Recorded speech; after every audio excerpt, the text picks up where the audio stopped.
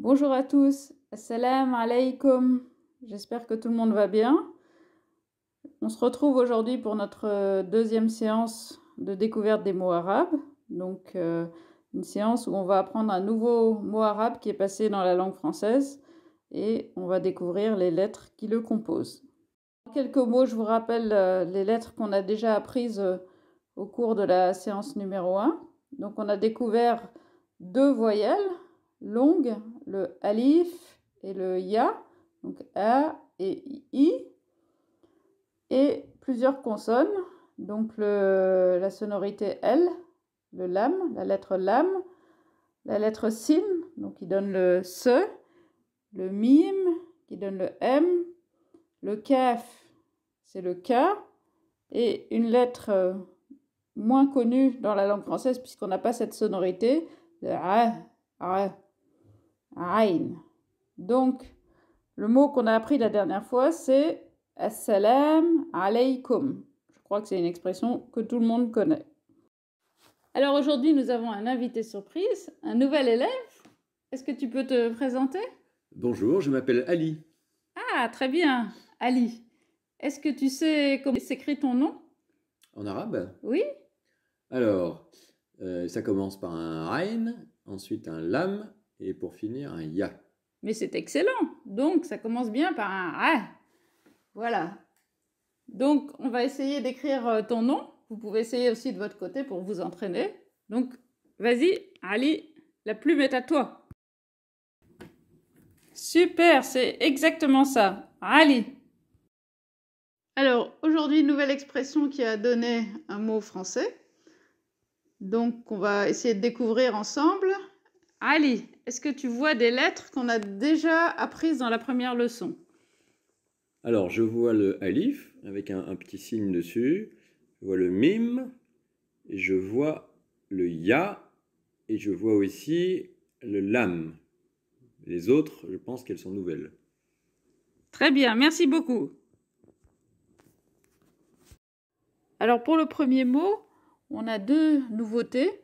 D'abord la hamza, un petit signe qui s'écrit comme un 2 à l'envers, et ensuite un r, donc le r qui est roulé. La hamza tout d'abord, elle s'écrit au-dessus ou au-dessous du alif, et elle donne un caractère particulier à la façon dont on prononce cette lettre. On marque un coup d'arrêt. C'est ce qu'on appelle un coup de glotte. A, alors que le alif sans le hamza se prononce A. La hamza, elle peut aussi se placer en dessous du alif et à ce moment-là, elle aura comme une voyelle courte qui sera le I, donc on dira I. Ensuite, on retrouve le mim, le ya qu'on connaît. Donc le ya avec un soukoun au-dessus, ça se prononce I. Et le R, R roulé. Donc le R là on ne le voit pas, mais sa particularité, c'est une de ces lettres qui ne s'attache pas aux lettres qui le suivent.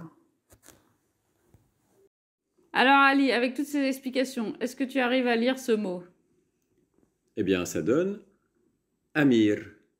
Parfait. Amir, à ton avis, qu'est-ce que ça veut dire? Eh bien, en français, c'est l'émir, le prince. Exactement.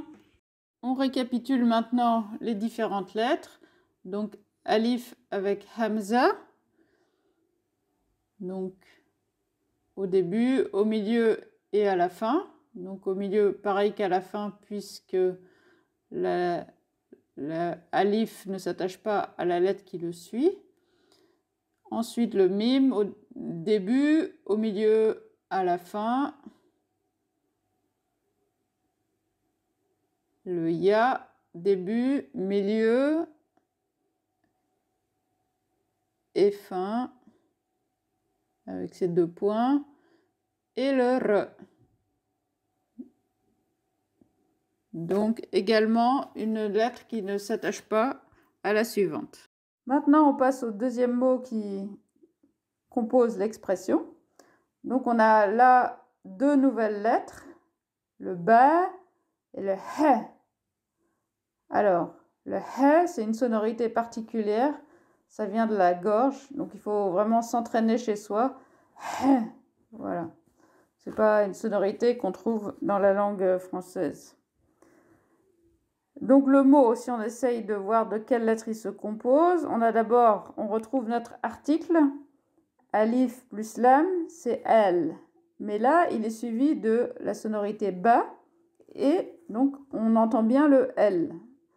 On dit el-ba, el-ba. Voilà, contrairement à Assalamu alaikum où le S absorbait le L. Donc el-ba. Sur le A, sur le B, on voit qu'on a un petit A, donc la fatha, donc B plus fatha, ba. Ensuite, notre fameuse lettre H, donc elle s'écrit un peu différemment parce que là, elle est au milieu du mot. Et avec un soukoun au-dessus, ça veut dire qu'on n'a ni A, ni I, ni OU. Et le R. Ali, est-ce que tu arrives à lire ce mot? Alors là, je lis El-Bahr. Parfait. El-Bahr, qui veut dire la mer. Allez, on écrit les lettres du mot. Le bas, début, milieu, fin. Donc à la fin, il est un peu plus allongé. Donc un seul point pour le bas. Le H, début, milieu et fin.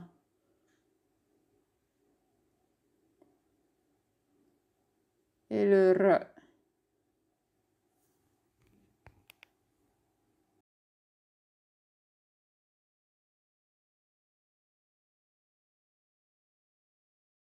Ce qui donne Amir el-Bahr.